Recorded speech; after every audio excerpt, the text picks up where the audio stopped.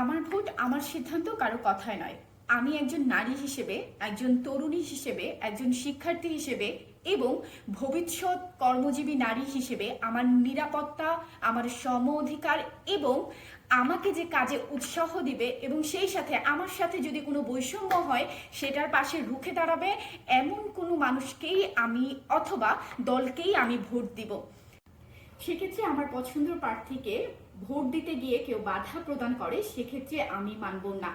অর্থাৎ কেউ যদি আমাকে পিয়ার প্রেশার করে, যেমন আমার পরিবারের কেউ যদি আমাকে বলে এই নির্দিষ্ট একজন ব্যক্তিকেই আমাকে ভোট দিতে হবে, সেক্ষেত্রে আমি মানব না। অর্থাৎ আমি যে ডিসিশন নিয়েছি, যাকে আমি ভোট দিব, যে আমার নিরাপত্তা অধিকার এবং আমার সম অধিকার, উৎসাহ, ন্যায়পরায়ণ যে ব্যক্তি আমাকে দিবে, আমি তাকেই ভোট দিব।